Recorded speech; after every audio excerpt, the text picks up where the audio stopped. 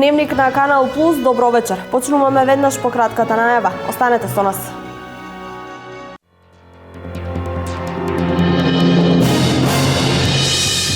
Можна е вмешаност на невладини активисти во вчерашните превирања на македонско-грчката граница, се посочува во соопштението на Министерството за надворешни работи.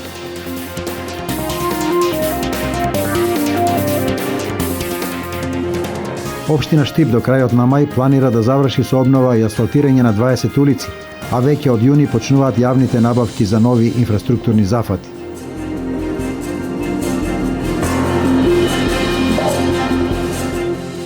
Тридесетдневен притвор за 34 годишен кочанчанец одреди основното јавно обвинителство. Тој се товари за облјува на малолетничка.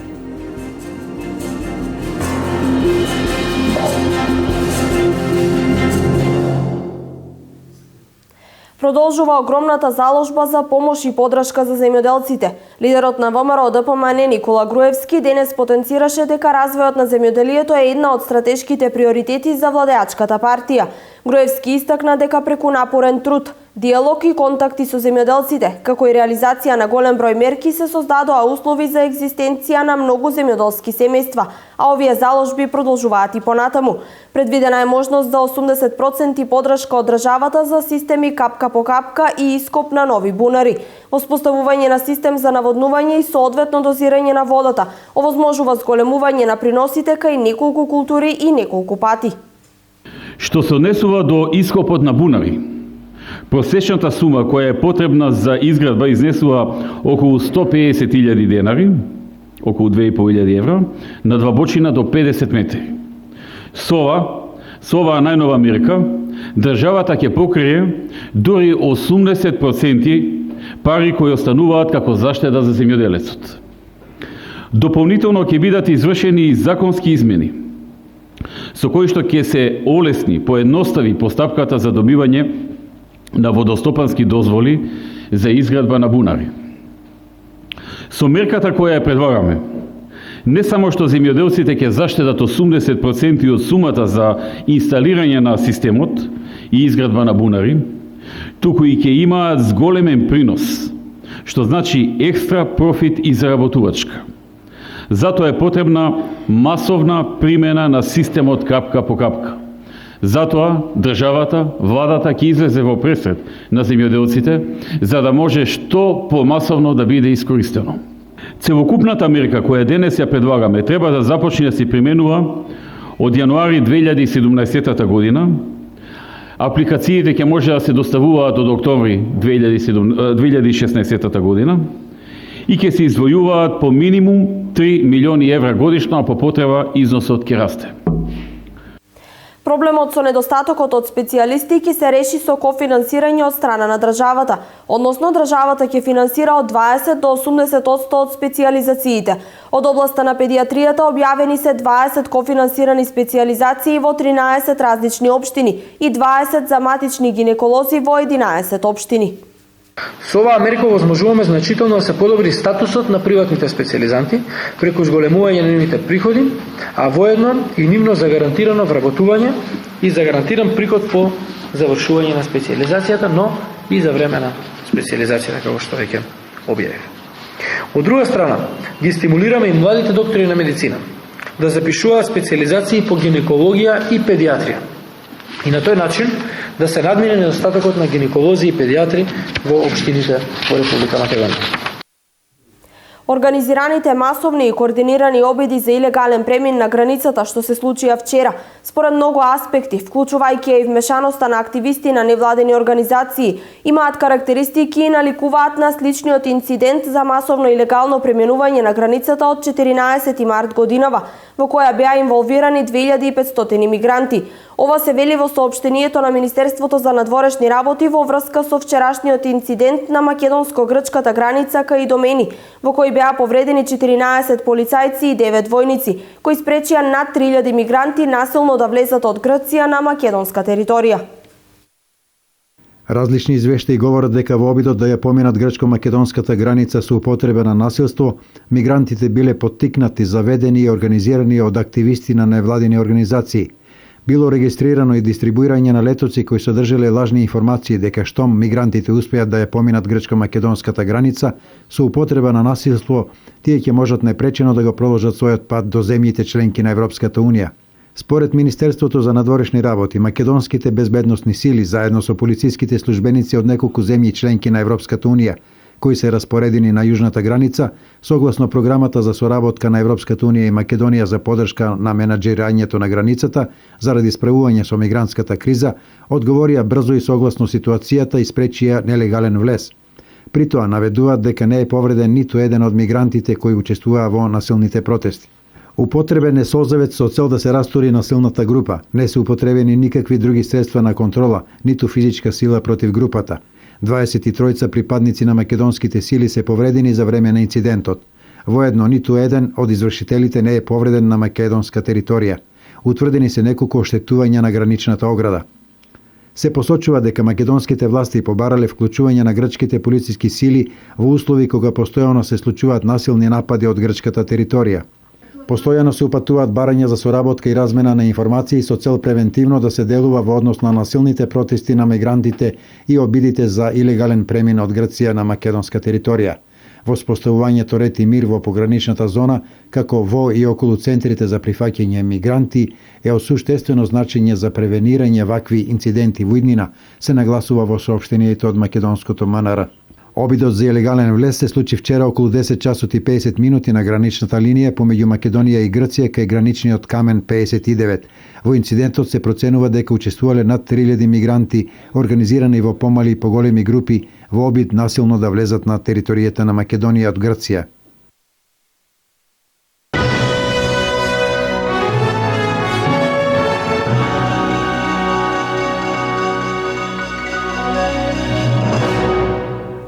Инфраструктурен бум во повеќе градови на истокот. Општина Штип до крајот на мај планира да заврши со обнова и асфалтирање на 20 улици, а веќе од јуни почнуваат јавните набавки за нови инфраструктурни зафати. До крајот на годинава нема да има улица во градот која нема да биде обновена, вели градоначалникот на Штип Илчо Захариев. Со пролетните температури се интензивираат работите за асфалтирање на градските, но и улиците во селата во општина Штип. До крајот на мај во план е да се заврши обновата на 20 улици во Штип. Од јуни почнуваат јавните набавки за нови инфраструктурни зафати. До крајот на годината нема да има улица во градот која нема да биде обновена, вели градоначалникот на Штип Илчо Захариев. Други улици кои ќе бидат во наредниот период, тоа би било од месец јуни. Тоа е улицата Борис Крајгер, потоа Крушевска република, ќе заборавив дека 11 конгрес ќе се асфалтира во населба Баби. Во населба Баби значи доаѓа Маре Минанова. Потоа ќе дојде улицата Сремски фронт од Партизанска, делот каде беше Базалт, таа улица е доста оштетена. Дел од улица Сутиска ќе се асфалтира. Ќе се асфалтира Христијан Карпош и дел од улицата Асном во населба Леваци. Значи сите улици кои се максимално оштетени ќе бидат комплетно санирани. Ова година мислам дека нема да остане улица каде нема да биде обновена асфалтната мрежа или да биде асфалтирана. Парите се обезбедени од општината и мислам дека тој дел ќе го завршиме. Со отпочнување на работата на асфалтната база на Македонија пат ќе се постави асфалтниот слој на делницата од село Чардаклија до влезот на Штипка и кружниот тек, откако есенва се изврши порамнување на оваа делница. Чим почне да работи асфалтната база на Македонија, пат ќе почне асфалтирањето на овој дел. Паралелно со тоа го работиме и на селбата Балканска, кога сме веќе овде. Значи долниот дел на селбата еве денеска се веќе работи и треба се асфалтира бидејќи тој пат беше оштетен при изработката на канализационата мрежа. И работиме во населба Чардаклија. Остана таму уште неколку улички кои ги довршуваме.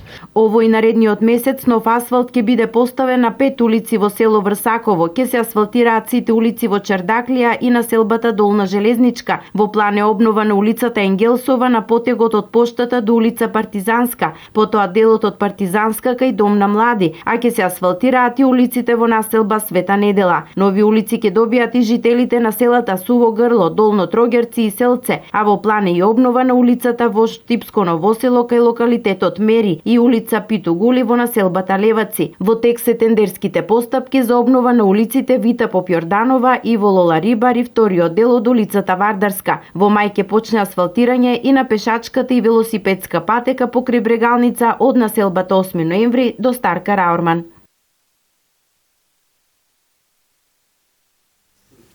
Денес и официјално започна изградбата на локалниот пат до село Митрашинци во должина од 1 километар и 250 метри, преку проект на Центарот за развој на Источниот плански регион, а со средства од ИПА програмата за инвестиции во руралните средини. Започна изградбата на локалниот пат до село Митрашинци Беровско. Фирмата изведувач ги започна градежните активности од регионалниот пат Берово Виница до црквата Свети Илија во село Митрашинци. Овој проект сакав да го реализирам зашто многу години наназад Советот на општина Берово не сакаше да донесе одлука за изградба на истиот, но еве прилика да се заблагодарам на моите колеги кои се членови на Советот на Источно-планскиот регион. Тоа е проект кој ќе овозможи на барем тие луѓе кои останале тука да живеат во Митрашинци, имаат подобри услови за живење, а со тоа сигурно и ќе го спречиме непријатното иселување на граѓаните од општина Берово. Финансиските средства од околу 10 милиони денари се обезбедени од Агенцијата за финансиска поддршка во земјоделството и руралниот развој во ИПА програмата преку проект на Центарот за развој на Источно-планскиот регион. Значи комплетно ќе биде пристапен патот до црквата Свети Илија. Центарот за развој на Источниот плански регион овој проект го реализира, како што кажав, преку финански средства од агенцијата. На електронска аукција го доби економскиот оператор СМ Компани. Освен локалниот пат до село Митрашинци, преку овој проект кој вреди околу 15 милиони денари, ќе се градат и локални патишта во Делчево и Виница. И останува, значи, по изградба на ова или паралелно во согласно со договорот, останува економскиот оператор да реализира уште 2 локални пата, значи се работи за локален пат во Делчево, село Трстија, село Турија и уште еден локален пат во село Лакио, општина Виница. Значи, што кажав, се надевам дека работите ќе се одвиваат според зацртаната динамика. За локалниот пат до село Митрашинци 2 милиони денари обезбеди и општина Берово од сопствениот буџет. 1 јуни е датумот до кога во Општинското основно училиште Свети Климент Охридски во Делчево ќе траат градежните работи за негова реконструкција. Во моментов активно се работи на санација на постоечкиот покрив. 1 јуни е датумот до кога во Општинското основно училиште Свети Климент Охридски во Делчево ќе траат градежните работи за негова реконструкција. Училиште во кое во моментот се работи на санација на постоечкиот кров. Работите течат по планираниот редослед и со планираната динамика. Очекуваме да завршат до 1 јуни, кога и официјалниот рок за примопредавање на реновираното училиште ќе биде 4 јуни 2016 година. Од почетокот на второто полугодие во оваа деветолетка 4 училници беа преадаптирани за потребите на учениците, со што беше овозможено изголемување на енергетската ефикасност. Веќе ги чувствуваме бенефитите, значи најпрво од заштеда на електрична енергија и заштеда на нафта за парно грејење. Во изминатиот период планираме многу други реконструкции на училишната зграда, така што се надеваме дека секи тече во предвидениот план и редослед. Се надеваме на уште поголема заштеда на електрична енергија и на нафта за грејење со новите прозори кои што нашата училишна зграда ќе ги добие многу наскоро. Инаку голем бенефит за Општинското основно училиште Свети Климент Охридски во второто полугодие е и започнувањето со едносменско работење. Првите пресметки за бенефитите од ваквото работење директорката на училиштето ќе ги прави по крајот на учебната година.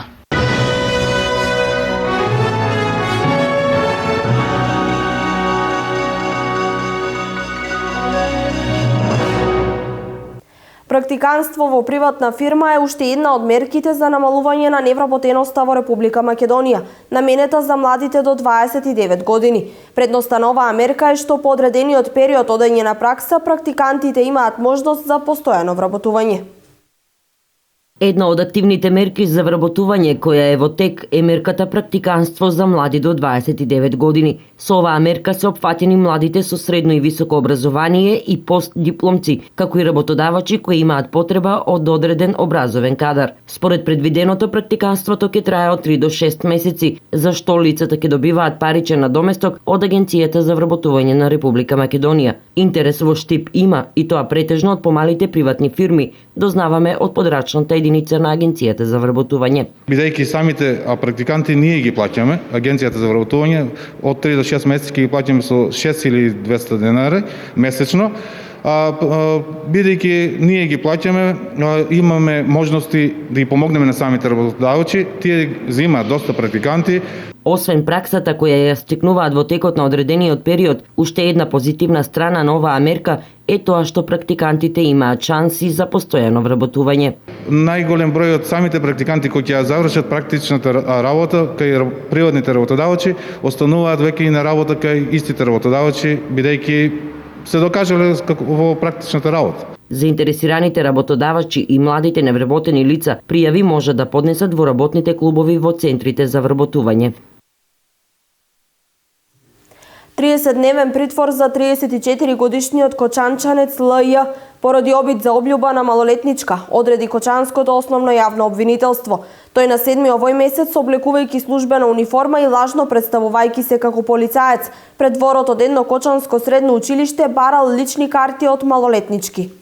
Имено пријавениот на 7 април годинава, облечен во униформа, во близина на средно училиште во Кочани, на 2 малолетнички, представувајќи се дека е полицаец, им побарал лични карти.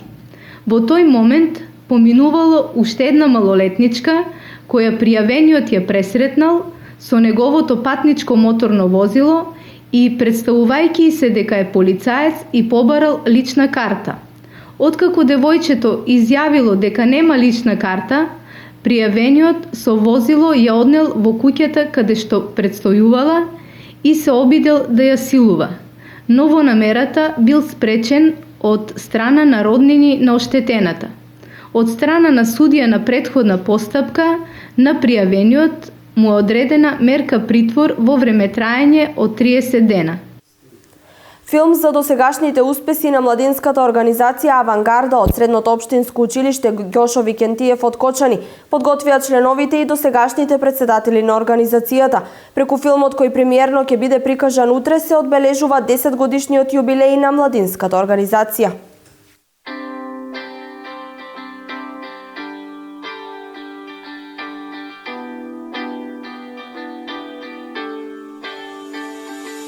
По повод одбележување на 10 годишниот јубилеј постоење на младинската организација Авангарда, што функционира при Средното општинско училиште Ѓошо Викентиев, членовите на организацијата снимија документарен филм за сите досегашни успеси на организацијата. Во филмот учествуваат сите досегашни претседатели, вклучително и менторот и директорот на училиштето. Премиерата на филмот е закажана за вторник на 12 април. Во филмот се прикажани сите досегашни успеси на нашата младинска организација. Исто така идејата ни беше да се снима овој филм на еден начин да ги привлечеме ините генерации кои се доаѓаат во нашето училиште Ѓошо Викентиев за да се вклучат во нашата организација и тие да бидат дел од истата. Премиерата на документарниот филм ќе се одржи утре на 12 април со почеток од 18 часот во амфитеатарот на Универзитетот Гоце Делчев кај Јасно. Влезот е бесплатен, ги покануваме сите граѓани и сите гледачи на вашата телевизија да присуствуваат на премиерата со што ќе се запознаат со активностите и успесите на младинската организација Авангарда, како ова е и повик до помладите да земат активно учество во работата на нашата младинска организација. Младинската организација Авангарда, што функционира во склоп на Средното општинско училиште Ѓошо Викентиев, во своето 10 годишно постоење има направено многу проекти што се во интерес на учениците и наставниот кадар што работи во училиштето. Во кои беа формирани повеќе младински организации.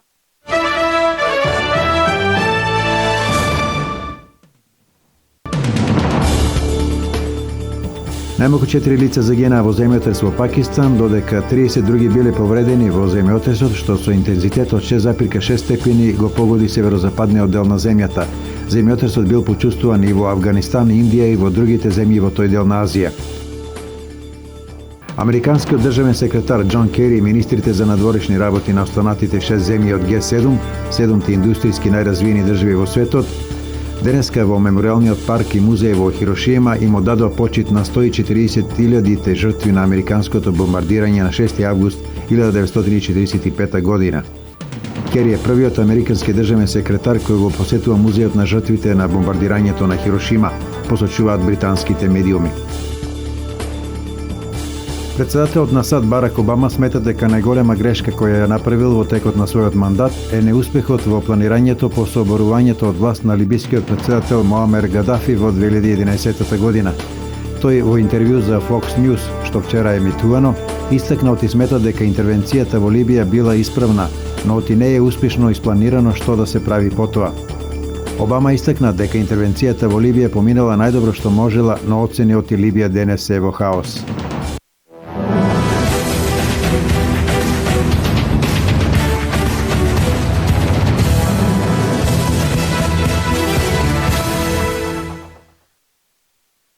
Во првата македонска фудбалска лига вчера беа одиграни надпреварите од 26-тото коло. Во Кратово Силекс извојува победа над Вардар со 3:2. Шкендија заостанува само 2 бода зад Вардар, што значи дека оваа недела ќе има доста возбудлив меч на националната арена Филип II во Скопје, каде ќе се сретнат овие два ривали. На останатите надпревари фудбалскиот клуб Брегалница освои бод откако во Кичево против Шкупи одигра 2:2.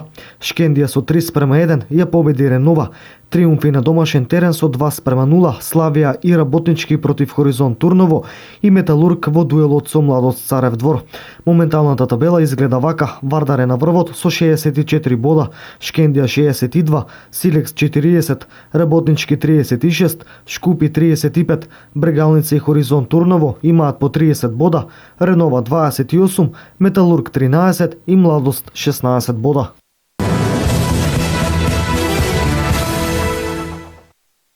Женскиот ракометен клуб Вардар е меѓу 4 најдобри екипи во Европа и трета година поред ќе игра во завршницата на Final Four турнирот во Будимпешта.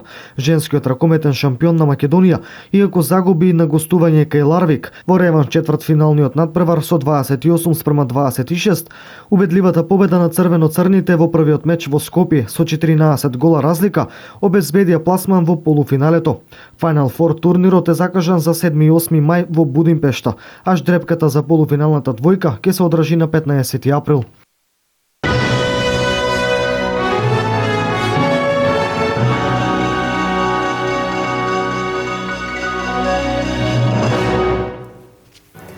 Ова беше се во ова издание на Дневникот. Останете со програмата на Канал Плюс и имајте пријатна вечер.